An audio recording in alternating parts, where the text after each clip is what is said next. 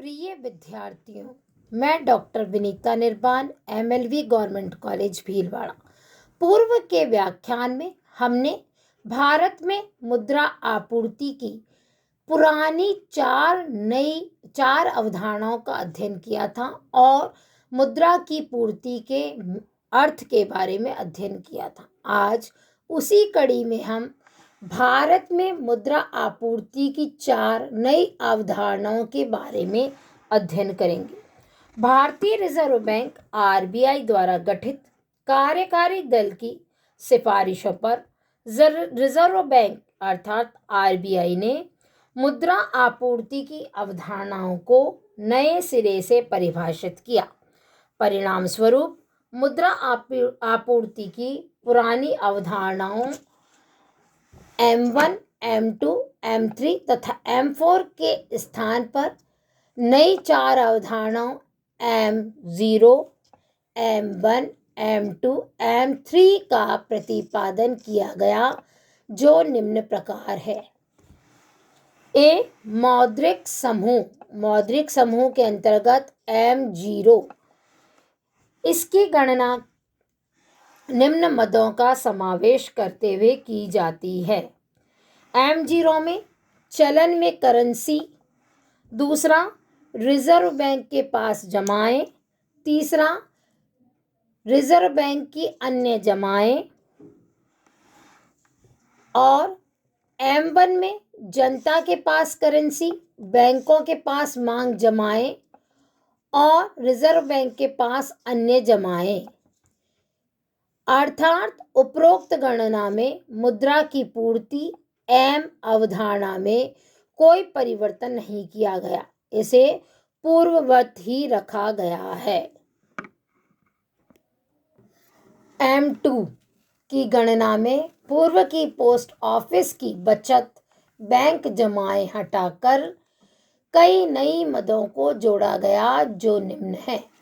M2 के अंतर्गत M1 में सम्मिलित समस्त मदें प्लस B बैंकों में बचत जमाओं का समय दायित्व भाग प्लस बैंकों द्वारा जारी जमा प्रमाण पत्र प्लस 1 वर्ष में परिपक्व होने वाली मियादी जमाएं, जिसमें FNCRB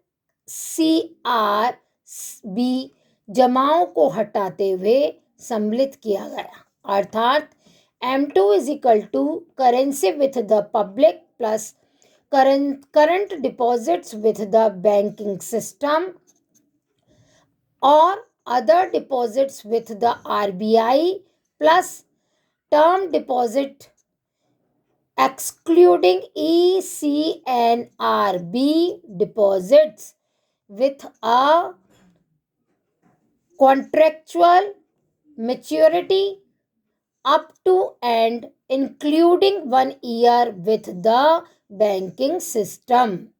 Next, M3 की अवधारणा में भी संशोधन किया गया है और पूर्व की भांति इसे अभी भी व्यापक मुद्रा ब्रॉड मनी कहा जाता है।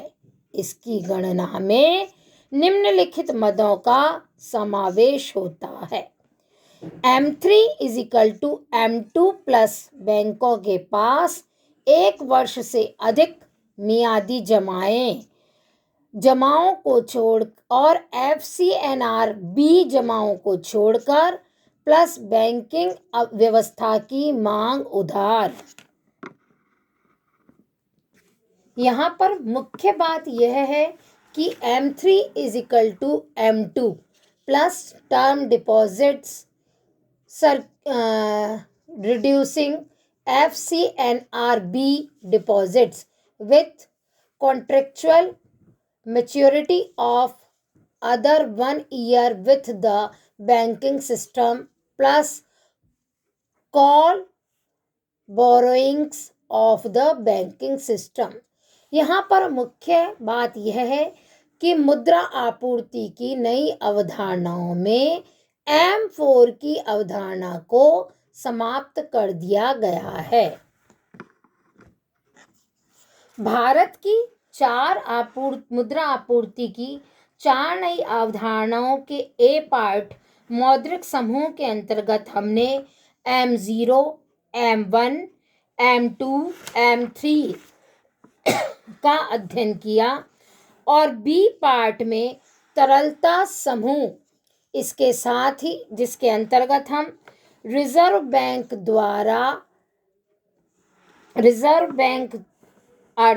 अर्थात आरबीआई द्वारा तरलता समूह में L1, L2 और L3 की नई अवधारणाएं शुरू की, जो इस प्रकार है।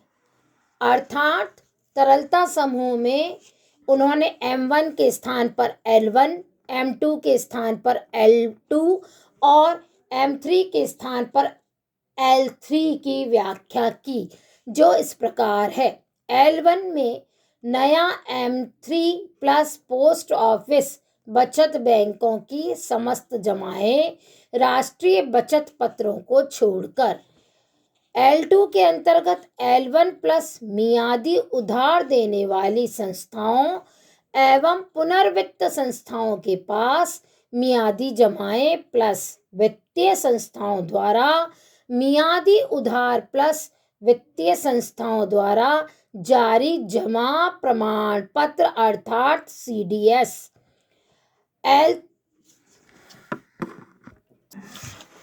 L3 is equal to L2 plus गैर बैंकिंग वित्तीय कंपनियों की सार्वजनिक जमाएं अर्थात L3 is equal to L2 plus public deposits of non banking financial companies.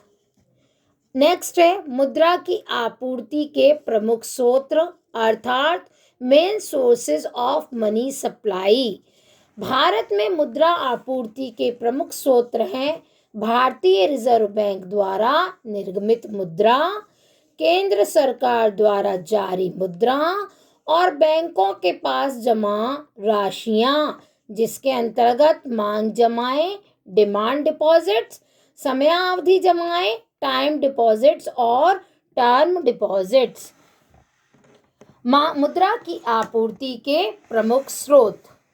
मुद्रा की कुल पूर्ति का अभिप्राय एक निश्चित समय में उपलब्ध उन सब मौद्रिक साधनों से लगाया जा सकता है जो विनिमय के माध्यम, संग्रह के साधन तथा बैंक खातों में मांग जमाओं तथा समयावधि जमाओं के रूप में विद्यमान रहते हैं। इस प्रकार मुद्रा की पूर्ति MS इज इक्वल टू जनता के पास करेंसी प्लस रिजर्व बैंक के पास अन्य जमाएं प्लस बैंकों के पास मांग जमाएं प्लस बैंकों के पास सावधि जमाएं अर्थात भारत में मुद्रा की पूर्ति करने वाले प्रमुख स्रोतों के अंतर्गत हम RBI, सरकार तथा बैंकों का समावेश करते हैं। इसके अंतर्गत A है भारतीय रिजर्व बैंक द्वारा निर्गमित मुद्रा। भारत में मुद्रा पूर्ति का प्रमुख स्रोत भारतीय रिजर्व बैंक है, जो भारतीय करेंसी अधिनियम के अंतर्गत प्राप्त अधिकारों के तहत वैधानिक मुद्रा का निर्गमन करता है। रिजर्व बैंक न्यूनतम कोष प्रणाली के अंतर्गत 2 रुपये, 5 रुपये, 10 रुपये, 20 रुपये, 50 रुपये, 100 रुपये, 500 रुपये के नोट का निर्गमन करता है। वर्तमान में 1000 एवं 5000 और 10,000 के नोट को भी पूर्व में निकालता था, परंतु वर्तमान में इन्हें बंद कर दिया गया है। इस प्रकार रिजर्व बैंक द्वारा निकाले गए सभी प्रकार के नोटों का समग्र मूल्य मुद्रा की कुल पूर्ति का एक महत्वपूर्ण भाग है। नेक्स्ट है केंद्र सरकार द्वारा जारी मुद्रा। केंद्र सरकार द्वारा जारी मुद्रा वित्त विभाग द्वारा भी भारतीय करेंसी अधिनियम के अंतर्गत 1 रुपये के करेंसी नोट तथा सिक्कों के रूप में सहायक मुद्रा जो जारी की जाती है उसे सम्मिलित किया जाता है। ये सब सिक्के व करेंसी नोट सरकार के विश्वास पर वैधानिक मुद्रा के रूप में प्रचलन में हैं। इन सभी वैध सिक्कों को मुद्रा की पूर्ति में सम्मिलित किया जाता है। नेक्स्ट, बैंकों के पास जमा राशियां। लोग अपनी बचतों को दो प्रकार के खातों में जमा कराते हैं। ए, मांग जमाएं, जिसके अंतर्गत ये ऐसी जमाएं हैं जो बैंकों द्वारा मांग पर देय होती है, और दूसरी समयावधि जमाएं। इसके अंतर्गत ऐसी जमाएं सम्मिलित होती हैं जो एक निश्चित समयावधि के बाद ही देय होती है। स्थायी अथवा सावधि जमाएं अर्थात फिक्स डिपॉजिट्स इसी श्रेणी में आते हैं। बैंक जो राशियां जमा पर प्राप्त करते हैं उन्हें उधार देते रहते हैं। इससे उधार से व्युत्पन्न जमाएं यानी डिराइव्ड डिपॉजिट्स का निर्माण होता है और परिणाम स्वरूप बैंकों के द्वारा साख का सृजन अर्थात creation of credit by banks की प्रक्रिया द्वारा जमाओं से कई गुना साख का सृजन होता है। हम पहले इस विषय में अध्ययन कर चुके हैं। बैंकों द्वारा साख सृजन के अंतर्गत creation of credit by banks अर्थात जिसके अंतर्गत हम एक प्रश्न का भी हल करते हैं कि साख ऋण को जन्म देती है और साख सृजन द्वारा